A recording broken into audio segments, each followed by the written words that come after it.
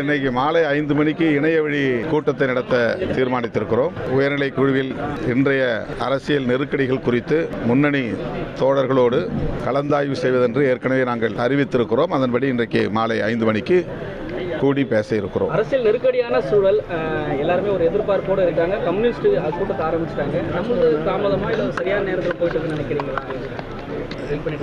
தாமதம் இல்லையா, 4ஆம் தேதி தான் ரிசல்ட் வந்துச்சு. இன்னைக்கு தேதி 8 தான் ஆகுது. ஜனநாயக முறைப்படி கட்சியில் கலந்து பேசுவது என்பது வழக்கமான ஒன்றுதான். எந்த ஒரு முடிவாக இருந்தாலும் கட்சி தலைவர் என்கிற முறையில் எனக்கு அதிகாரம் வழங்கப்பட்டிருக்கிறது என்றாலும் கூட அவர்களின் கருத்துக்களை அறிய வேண்டியது, அவர்களின் உணர்வுகளை மதிக்க வேண்டியது என்னுடைய பொறுப்பு, என்னுடைய கடமை. ஆகவே இன்று மாலை 5 மணி அளவில் என தமிழ்நாட்டின் பல பகுதிகளில் அவர்கள் இருக்கிறார்கள், உடனே வந்து சேர முடியாது. ஆகவே இன்று மாலை ஜூம் இணைய வழியாக நாங்கள் பேச இருக்கிறோம். இந்த நேரத்தில் வந்து அதிமுக ஆதரவு தந்து ஒரு ஆட்சி அமைக்கக்கூடிய சூழல்லாம் பேசுபொருளாக இருக்கு. அதெல்லாம் சாத்தியமா? அதை நீங்க எப்படி பார்க்கறீங்க? ஒரு பிரதான எதிர் நிலையிலிருந்து அவங்க ஒரு முகாமில் சேர்ந்து ஆட்சி அமைக்கக்கூடிய சூழல் அமையுமா?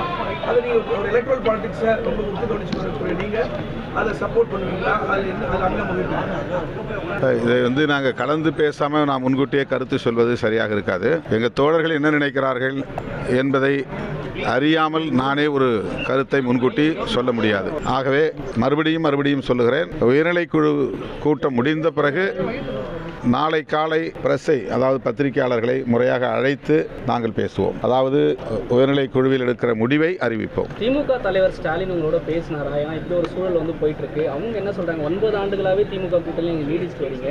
அவங்க என்ன கருத்தை வலியுறுத்துறாங்க? நாங்கள் ஏற்கனவே மதசார்பற்ற முற்போக்கு கூட்டணியில் பயணித்துக் கொண்டிருக்கிற நிலையில் அந்த கூட்டணி கட்சிகளை சார்ந்த தலைவர்கள் என்கிற முறையில் திராவிட முன்னேற்ற கழக தலைவர் அண்ணன் தளபதி ஸ்டாலின் அவர்களை சந்தித்து பேசினோம். இந்த கூட்டணி மக்கள் தீர்ப்பை மதிக்கிறது. தவேக தலைவர் ஆட்சி அமைக்க ஒருபோதும் இடையூறாக இருக்க மாட்டோம்.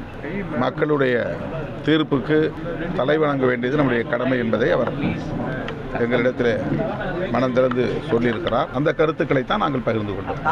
ஆட்சி அமைக்க இடையூறா இருக்க மாட்டோம்னு திமுக தலைவர் தொடர்ந்து சொல்லி வர்றாருன்னு, தாவேக ஆட்சி அமைக்க விடுதலை சிறுத்தைகள் கட்சி ஆதரவாக இருந்தா அதற்கும் இடையூறு தராம இருப்பாரா திமுகவோட தலைவர்? இது ரொம்ப அதீதமான ஒரு யூகமான ஒரு கேள்வி. நான் ஏற்கனவே சொல்லியிருக்கிறேன், நான் என்னுடைய நிலைப்பாட்டை வந்து இன்னும் எடுக்கவே இல்லை. எடுக்காத போது நீங்கள் ஒரு யூகமான கேள்வி கேட்பது சரியல்ல.